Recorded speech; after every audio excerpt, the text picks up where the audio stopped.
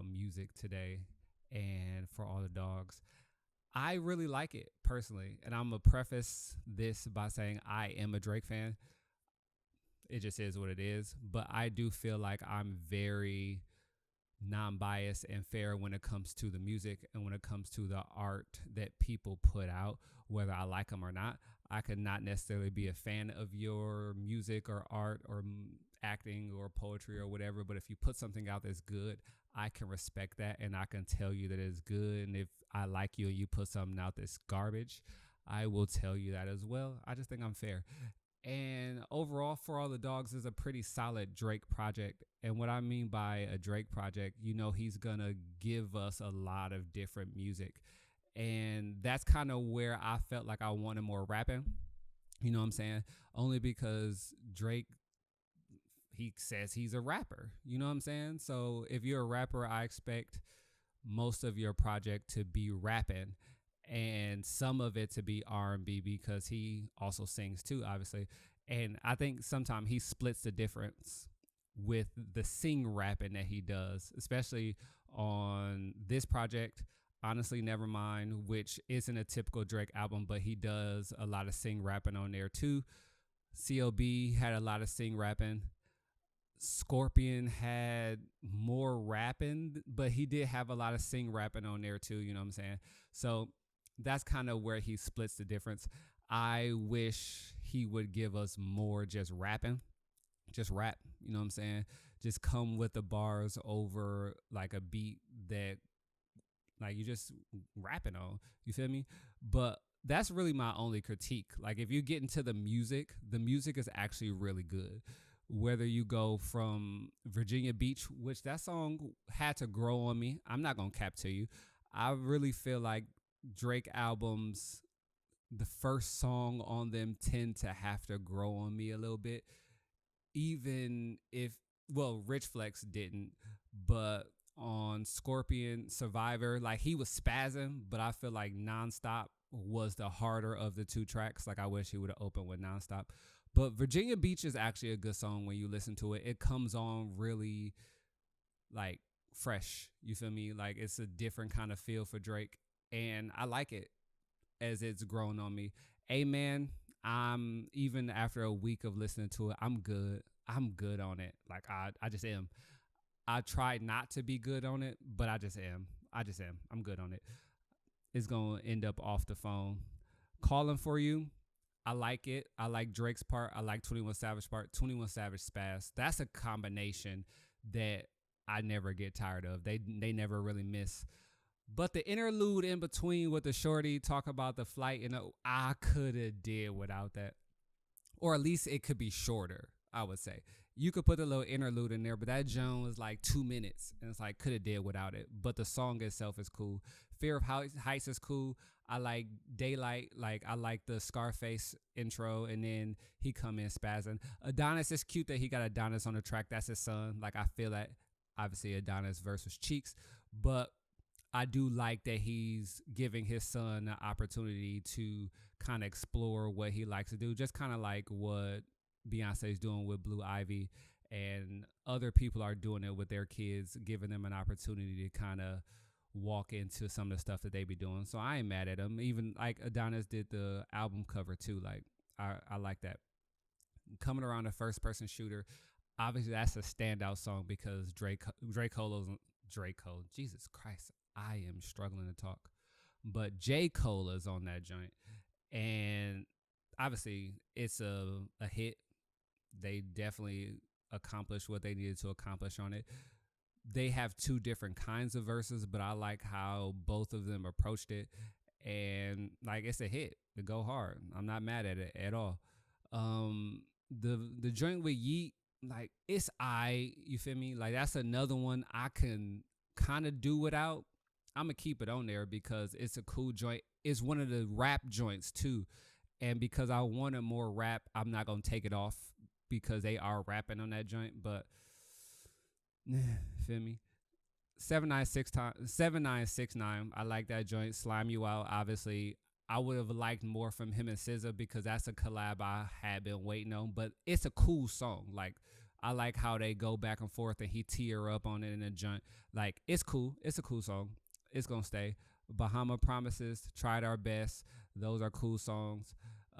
Screw the World, obviously that's the homage to DJ Screw, R.I.P. Drew Picasso, like he talking on that joint. Members Only, he definitely talking on that joint. Like on Drew Picasso, when what he say? He says something like the Owls is in Miami, like they sent me to Gryffindor. Crazy, like the pen is crazy.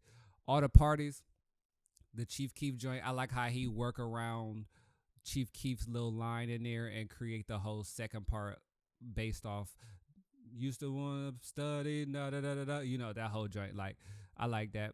8 a.m. in Charlotte, Big Man Talk. Like that's the timestamp series, and like Drake doesn't miss honestly on the timestamps joints. I'm just trying to pull up all of them so I can get the names real fast, but all them joints really are times where I think he is contemplating whatever he is thinking about at that moment that he feels like he needs to get out in whatever city, whatever time he names it that, and then he just goes in to just talk to us. And I think that's why most human beings like those Drake songs. It's not very many people that dislike, and I'm having trouble finding them on the internet, just a list of them, but very few people dislike those songs. So we got 9 a.m. in Charlotte, obviously, 9 a.m. in Dallas, 4 p.m. in Calabasas, 7 a.m. on Bridle Path, 6 p.m. in New York. I guess that was Do Not Disturb. 7 a.m. in Germany, 5 a.m. in Toronto. I feel like I'm missing one. But we all as rap fans like those songs because it's really just a focus on them songs that he give that he don't really give to any other songs, and he just kind of go in. So anytime you see one of those pop up on the album, we're looking forward to hearing what he's talking about. As we continue down our list, 8 a.m. in Charlotte, BBL Love Interlude. I kind of like the concept of that joint for real, where he just kind of talks about would you still love me, kind of if I was a regular person. And I would imagine a lot of famous people that are single, looking for people, trying to date around, have that question, because obviously I come with power or money or fame or whatever, and you can't take that away from that person. But I'm sure a little part of most people's insecurity is like, would you still love me if I wasn't this? So I kind of like him being able to talk about that. The Gently with Bad Bunny, obviously that's a remove for me because I don't speak Spanish. I'm sure the joint go hard. I know Bad Bunny got a lot of fans, so I'm sure he got a lot of good music, but I don't speak Spanish, so it's not a song I'm going to listen to. Rich Baby Daddy is obviously the ratchet song of the album. He tends to do that. Not a big fan of Sexy Red, obviously, but I'm sure that song is going to go hard in the club. And then SZA got a verse on that one too, so that's cool. Another Late Night. I like the song, but I hate having to listen to Yachty. I just do. He don't make good music to me. I know he's a producer, and I'm sure he produces. He writes for people, which I'm sure his pen is cool. But listening to him rap, I'm just good. Good thing his verse was second. Well, it's second, then Drake come back on, so you still gotta listen to it. But honestly, the Yachty verse, at least.